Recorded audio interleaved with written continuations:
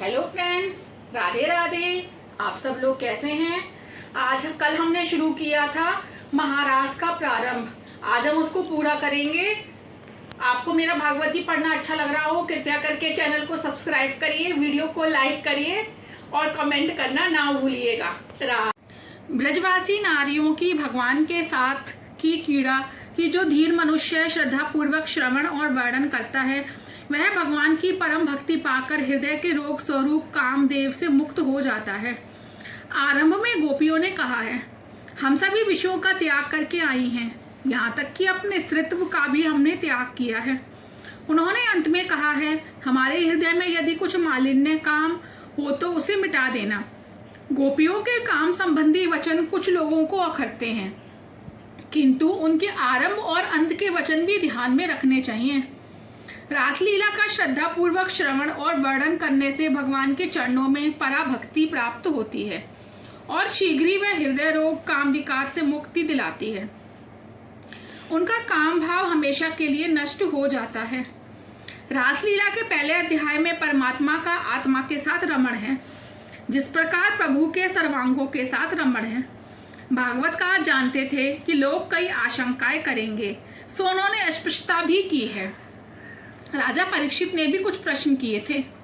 परीक्षित ने सुखदेव जी से पूछा, गोपियां तो श्री कृष्ण को अपना परम प्रियतम मानती थी, उनमें ब्रह्म भाव नहीं था, अर्थात वह प्राकृतिक गुणों में आसक्त थी, तो गुणों के प्रभाव रूप इस संसार से उनकी निवृत्ति कैसे हो पाई? सुखदेव जी, ईश्वर का चिंतन करते करते जीव स्वयं ईश्वर बन जाता है। शिशुपाल द्वेष भाव से प्रभु का चिंतन करता हुआ प्राकृत शरीर का त्याग करके उनका पार्षद बन गया था, तो गोपियों का कृष्ण में बन जाना कोई आश्चर्य की बात नहीं है। राजन, रास में श्री कृष्ण का रमण गोपियों के शरीरों के साथ नहीं है। उनके 5 भौतिक शरीर तो अपने अपने घर में थे, यहाँ तो परमात्मा के साथ गोपियों के आधिदैविक आध्यात्मिक स्वरूप का मिलन है। शरीर चाहे जहां रहे, मिलन तो मन से होना है। शरीर जहां भी हो, गति तो मन की भावना है। हमने इस विषय में व्रत और अव्रत नाम के 2 ब्राह्मणों का दृष्टांत दिया है। 33वें अध्याय में राजा परीक्षित ने एक और प्रश्न पूछा, पूर्ण काम होते हुए भी श्री कृष्ण ने ऐसा नंदनीय कृत्य क्यों किया? सुखदेव जी, तेरे मन में ऐसी अमंगलमयी बातें कैसे आईं? यह कोई स्त्री पुरुष का मिलन नहीं था, जीव और ईश्वर का मिलन था। यह रासलीला 6 मास तक चली थी। क्या 6 मास तक ब्रज नारियां अपने घर से बाहर रह सकती थी? इसी बात से सिद्ध होता है, यह तो जीव का प्रभु से मिलन था। परमात्मा की लीला अगम्य है। ब्रह्म का ब्रह्म के साथ विलास ही रास है। कृष्ण तो गोपियों में ही नहीं, गोपियों के पति में और सभी देहधारियों में आत्म रूप से विराजित है। वह तो ईश्वर है, सभी के साक्षी और परमपति हैं। भगवान श्री कृष्ण आत्मा है, राधा जी आत्माकार वृत्ति हैं। छोटा बालक निर्विकार भाव से दर्पण में दिखाई देते हुए अपने प्रतिबिंब से खेलता है। इस प्रकार इस लीला में आत्मा का आत्मा के साथ रमण है। इस रासलीला का चिंतन मनन करने से बुद्धि स्थिर होती है।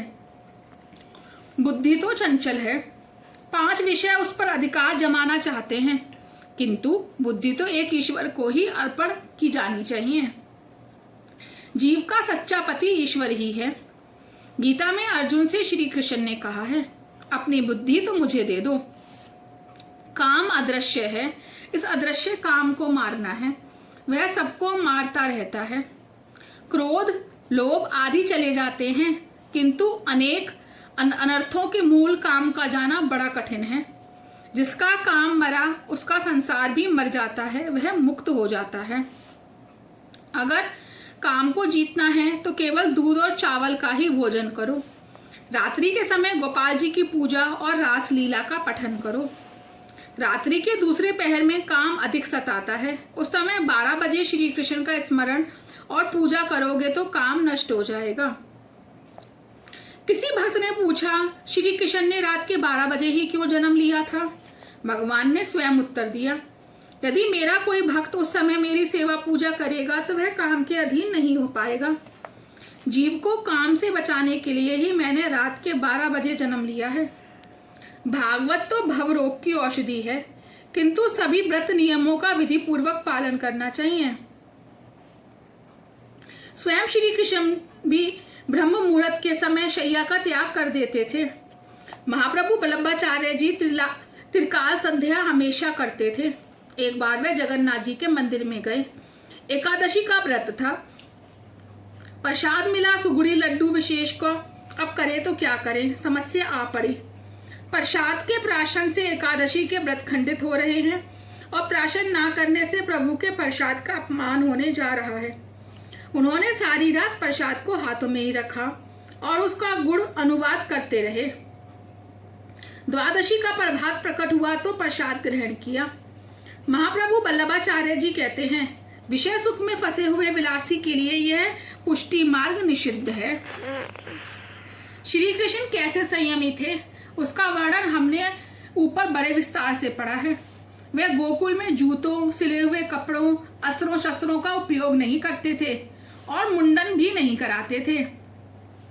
प्रभु की गोकुल वृंदावन लीला इस प्रकार शुद्ध प्रेम की लीला है। वृंदावन में केवल बांसुरी बजाते हैं। कुछ महात्मा केवल रासलीला तक ही भागवत कथा सुनना चाहते हैं, क्योंकि इसके आगे तो मथुरा की राजलीला है, जिसमें युद्ध, वध, विवाह आदि की बातें हैं। मथुरा और द्वारिका में श्री कृष्ण मधुर बांसुरी नहीं बजाते, शंख फूंकते हैं। वेदों के मंत्र भोग परक होते हुए भी उनका तात्पर्य त्याग परक है, प्रभु के साथ तादात्म्य पाने से है।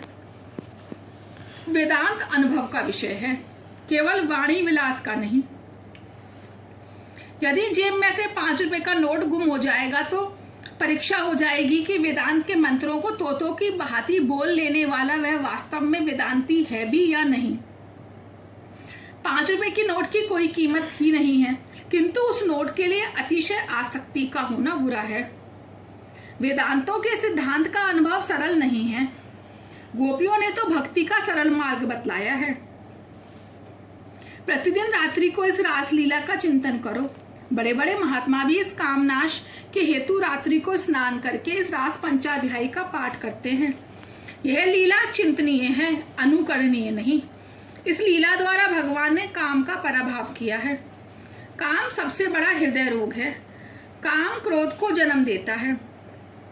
काम का विनाश होने पर कृष्ण निकट आ जाएंगे। रात्रि को सोने से पहले स्नान करो। गृहस्थ की शैया शुद्ध नहीं होती है। पवित्र कंबली पर शयन करके रासलीला का पाठ किया जाए तो काम मरता है। जो वक्ता श्रोता इस लीला का मनन करेगा उसका काम का नाश होगा। रासलीला के बाद विद्याधर सुदर्शन की कथा आती है। ऐसा क्यों है? अपने सौंदर्य का अभिमान कभी ना करो। सत्कर्म दीनता लाने के लिए है।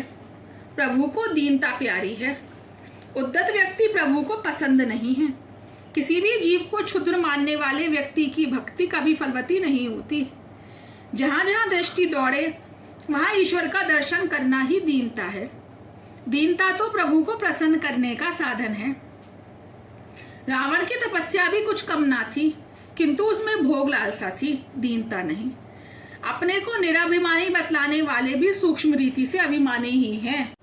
राधे राधे। आज का यही पूरा हुआ। कल हम शुरू करेंगे सुदर्शन, विद्याधर एवं शंखचूर्ण का उद्धार एवं युगल गीत। राधे राधे।